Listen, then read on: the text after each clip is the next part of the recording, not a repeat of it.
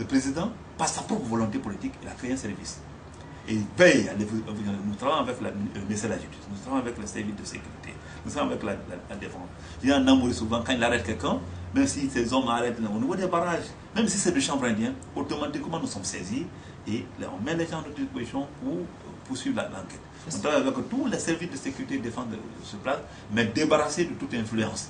Parce qu'à l'époque, le cadre qui relevait de la police était le directeur de cet office, était lui-même trafiquant de drogue. Tout le monde était là-dedans. Tout le monde était là-dedans. Et c'est vrai. Il faut le connaître. Et c'est vrai. À l'époque, on a arrêté des généraux ici dans ce pays qui ne pouvaient pas dire non. On a arrêté le fils du président de la République qui a dit, il y a encore les images, qui a dit de le pardonner, qu'il a fait la drogue, qu'il a facilité. Les avions tombaient ici comme c'était la pluie du mois d'août.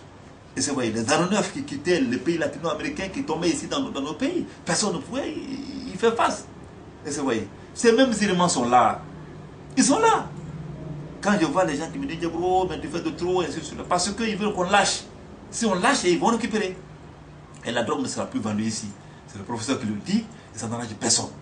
Parce que si la drogue est vendue dans un pays de narcotique, quelles que soient les ressources humaines, quelles que soient les ressources du sous-sol, c'est voué à l'échec. Parce que déjà, la drogue rend le pauvre plus pauvre et rend le riche plus riche. Ça crée un fossé entre le riche et le pauvre, et de facto, ça freine un développement. On nous dit que ces narcos sont très forts. Est-ce qu'aujourd'hui la Guinée est plus forte que ces narcos? Alors, je vous dis que c'est difficile à répondre, mais je vous dis que s'il y a déjà un secrétariat général qui s'occupe exclusivement, ça a été dit, le décret a dit exclusivement la lutte contre la drogue et le crime organisé. Exclusivement. Et c'est vrai. Ça veut dire qu'il y a déjà une volonté affichée du professeur Alpha Condé, le président de la République. Ça veut dire que tous ces ministres-là doivent le suivre, et le suivent déjà. Et c'est vrai. Ça veut dire que, à travers cette volonté politique, même sans moyen, on peut faire quelque chose. Le moyen le plus sûr pour un opérationnel, c'est d'abord le moyen, d'abord la volonté politique et l'engagement personnel et collectif. Et c'est vrai, nous avons cet engagement. Ça veut dire que pour le moment, je vous dis, tout ce que les gens disent dehors, on suit de près les gens. Malheureusement, ceux-là que nous avons libérés ici dans le temps sont revenus. Ça, il faut le connaître. Je vous demande qui va soulever ça un jour pour que ces gens-là, on se débarrasse d'eux. Ils disent qu'ils ont changé les donnes, qu'ils ont changé la méthode de travail, qu'ils ont changé leur rythme de vie, qu'ils ont changé leur méthode, leur activité d'ordre commercial, qui sont dans l'autre aujourd'hui, dans le but de créer l'emploi pour la Guinée, et ainsi de suite. D'après ce que j'ai appris, je suis en train de faire une enquête de fond par rapport à tout ça. Une enquête de fond, pour voir quelles sont les complices, pour voir qui est en train de faire quoi, pour introduire ces gens-là. Et c'est vrai, parce que le président de la République, sur ma vie, il est engagé. Il me dit de ne pas avoir peur. N'avoir peur de rien du tout. Et il a dit, dès la création du service, quiconque se laisserait prendre dans cette activité, désormais, tu vas pourrir en prison. La loi guinéenne sera appliquée. Et c'est vrai. On a arrêté dans le temps des étrangers qui ont été libérés contre l'argent, des Guinéens qui ont été libérés contre l'argent.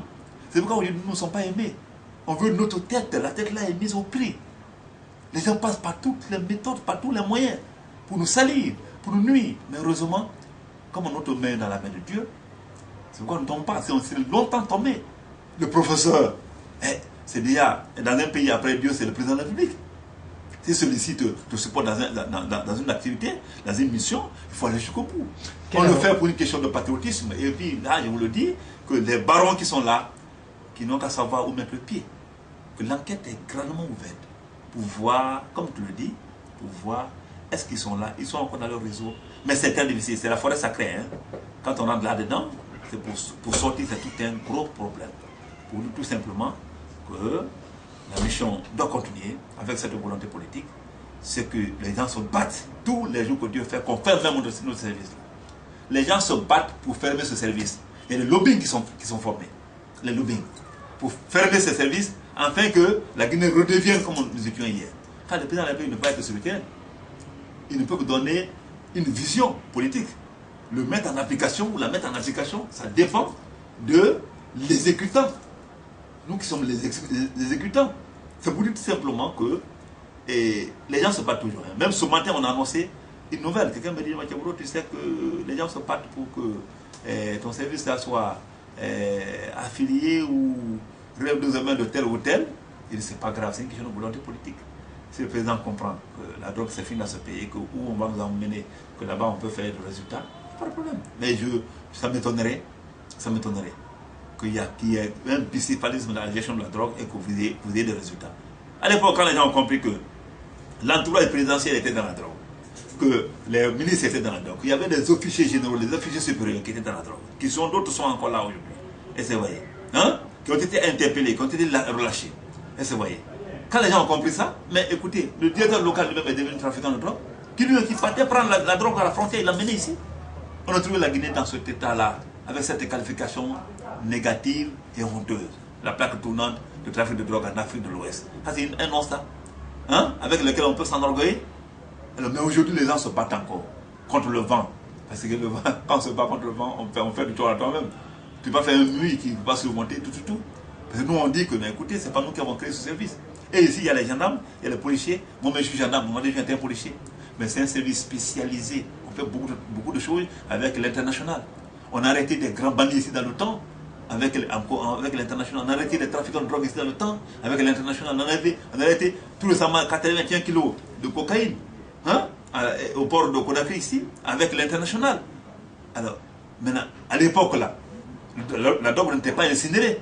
Aujourd'hui, la drogue là est là. Si c'était dans le temps, les gens allaient recycler ça. Ils allaient recycler. La Guinée était un pays de recyclage de drogue.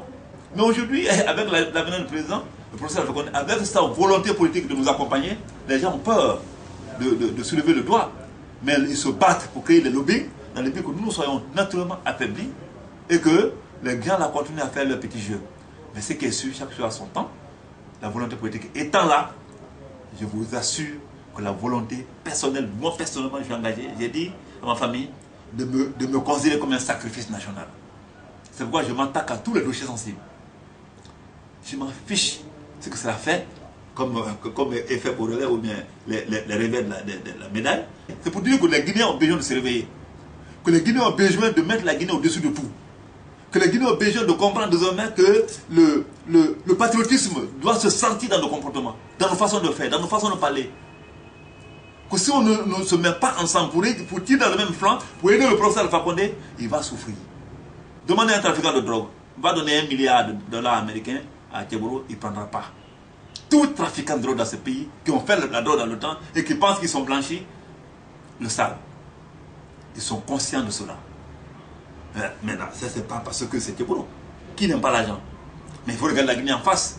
Moi j'ai vu 5 millions de dollars américains en 2010. Appelez aujourd'hui Sekouba Konaté, il va te le dire. Appelez Pivi, il va te le dire. Appelez Issa, il va te le dire. Appelez la défense, il va te le dire. Appelez d'autres officiers supérieurs dans le temps, ils vont te le dire. Appelez Yami, il va te le dire. J'ai dit que non. Tu prends un franc dans la main de ces gens-là, mon ami. C'est fini, le pays va sombrer. C'est la peur là qui est dans leur tête. Ils savent qu'ils ont affaire à un extraterrestre. Non, j'ai une volonté politique derrière moi à laquelle j'ai confiance. Et avec cette volonté politique, on ira jusqu'au bout. Quel que soit le prix à payer, je vous remercie. Merci beaucoup. Ouais.